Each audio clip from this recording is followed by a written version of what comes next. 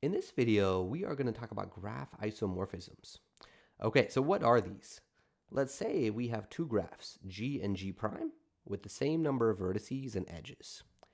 If we can relabel the vertices of the first graph so that they agree, which means they perfectly will match up with the vertices of the second graph, in such a way that the edges of the first graph become the edges of the second graph after that relabeling, then we say the two graphs are isomorphic.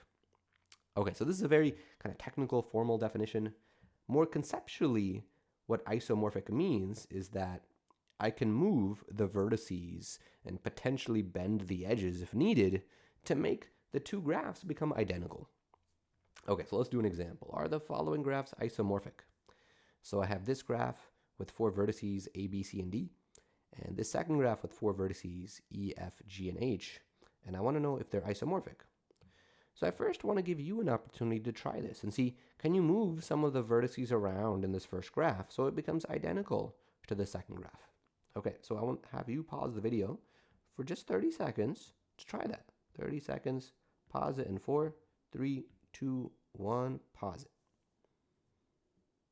All right, so hopefully you did that. Hopefully you paused it to try it. Let us talk about it. So it turns out, yeah, it is possible if we take B and D and we swap them. Because what will then happen? So the A and the C are going to stay in the same spot, and there's an edge connecting them, so that's still there. The D is now bottom left. B is now on the bottom right. There's still that edge connecting them, that's still there. But then what happens to those diagonal edges? There was an edge connecting A to D before, but then because D has now moved to this spot, now that diagonal edge, it will look like this. It's connecting A to D still. So let's draw that in. And then similarly, there was this diagonal edge connecting C to B initially, but now B has moved over here, so that diagonal edge now will look like this, connecting C to B. So let's draw that in. Okay, all right, so that's what the graph looks like after we swap the B and the D. Well, that perfectly resembles the second graph. Okay, so conceptually, using this conceptual understanding of isomorphic, we expect the answer is yes. Okay, so now how can I explain that more formally using this idea of relabeling? So how are we going to relabel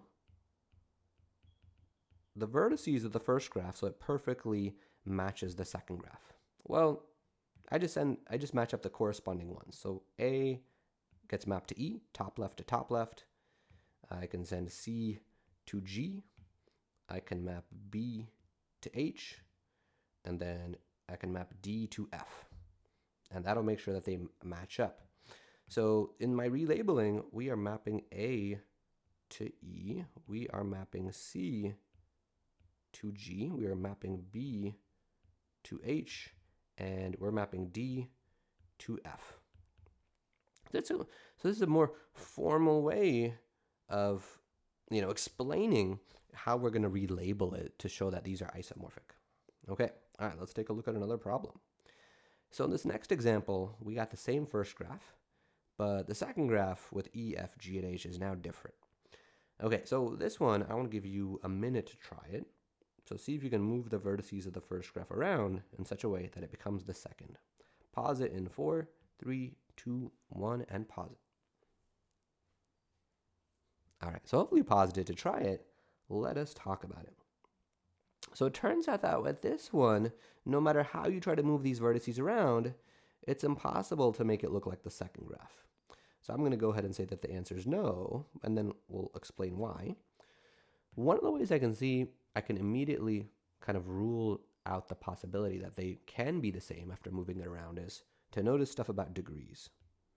If I look at the first graph, the degree of any vertex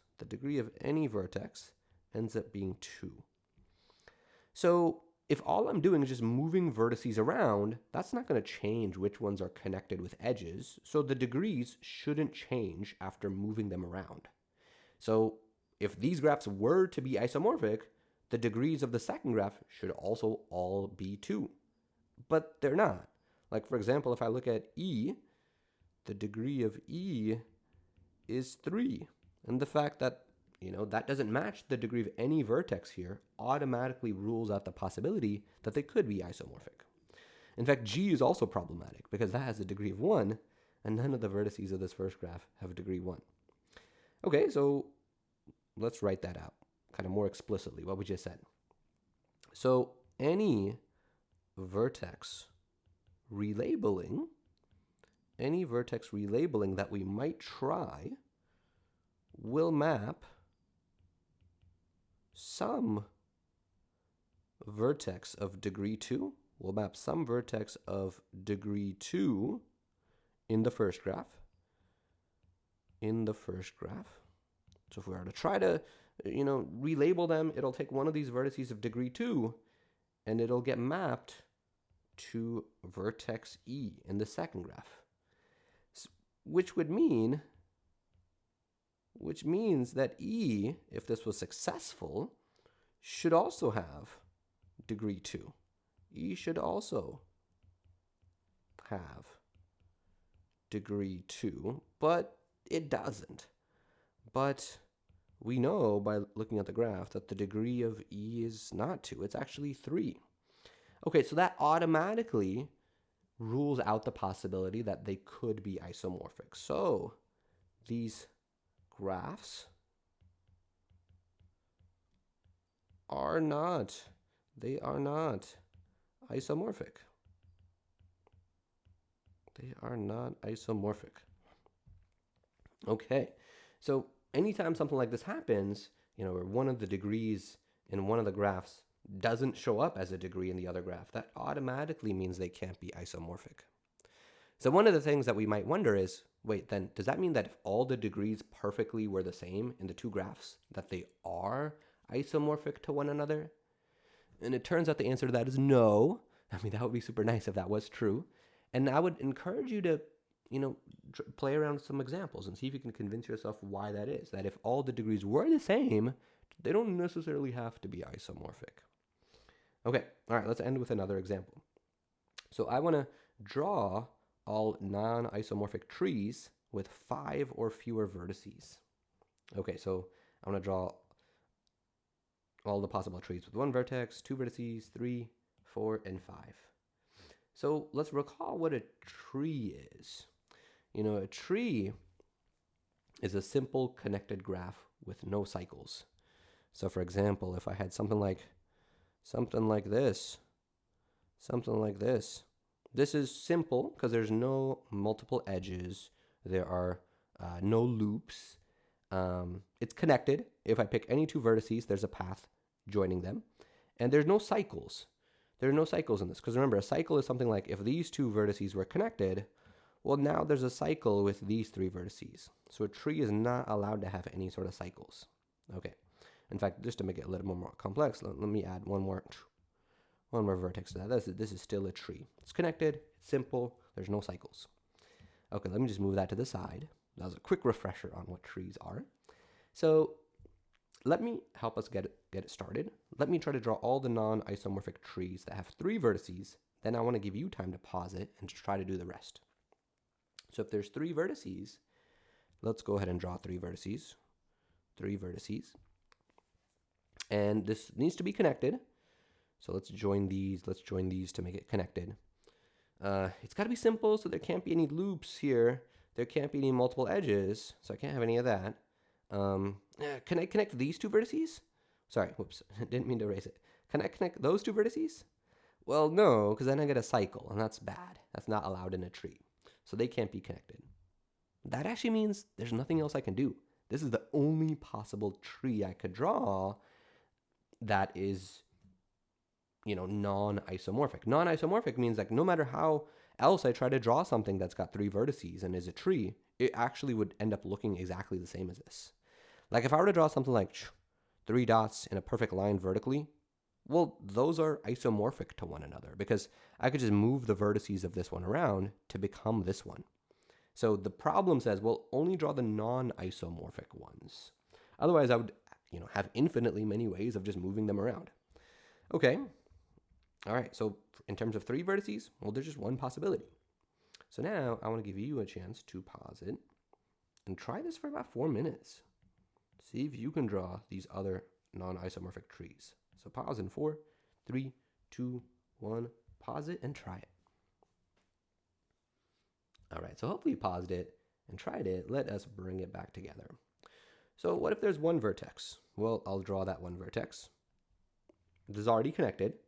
I can't draw any edges because if I were to draw an edge, it would have to be a loop, but then it's not simple.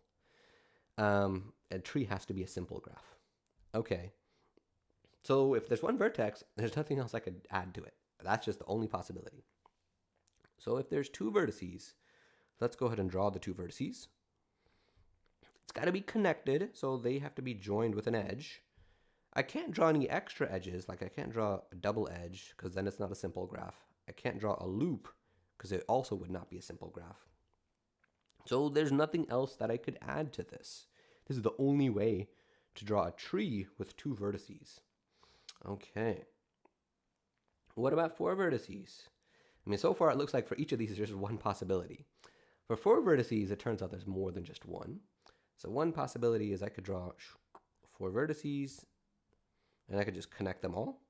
I could just connect them all like that. You notice that's the same thing as if I were to make this one be the root and put it up top, and then to put these ones kind of oriented downwards from it, and then this one should be attached to this one. And if I were to draw it like that, well, those are exactly the same actually. If I were to just move the vertices of this one around, it becomes this one. So those ones are isomorphic. I'm only going to try to draw the ones that are different, that are not isomorphic. Okay, so here's one idea that can help me with identifying that. If I look at this graph and I think about their degrees, the maximum degree of any vertex in this graph is 2. It turns out that no matter how hard I try to draw a tree that has 4 vertices in which the maximum degree is 2, this is the only such way to have one of those. I'd encourage you to play around with it, especially if you didn't quite get to this point when you were trying it, but that's the only way. What about something where the max degree would be 3? Well, then I would have a vertex that has 3 edges coming into it as the endpoint. But then I already have 4 vertices now, so there's nothing else to add to it. And these are definitely not isomorphic to one another because this graph has a vertex of degree 3, but this one doesn't have any vertices of degree 3. So they're definitely not isomorphic to one another. Okay, finally, what about 5 vertices? Oh, and maybe I should mention, how come I can't go higher than that? Well, if I had something with degree 4, it would be connected to 4 things. But now there's 5 vertices here. And that's not allowed if I'm just doing 4 vertices. But it does give me something for the 5 vertices thing. That's nice. Okay, so this is one of my possibilities for 5 vertices. This is a situation where the maximum degree would be equal to 4. That's actually the only such way to have a tree like that. Okay, I could do something similar to what I had for this first one. I could just make a line and put all 5 of them on a line. All 5 of them on a line like this. So this is an example where the maximum degree is 2. And you should convince yourself that's the only such possibility. There's another one I could draw where the maximum degree is 3. So I would have one vertex connected to 3 others, like this. And now I need a 5th vertex overall. So, it can't be connected to this one because then I've made the degree be 4. So it could either be connected to this one or one of the other 2, like that. Ooh, keep erasing that accidentally. Or this one. But it turns out all of those are actually just isomorphic to one another. So I will just draw it here. So no matter how I try, that's the only possibility of a tree with 5 vertices in which the maximum degree is 3. So at this point, we have all of them.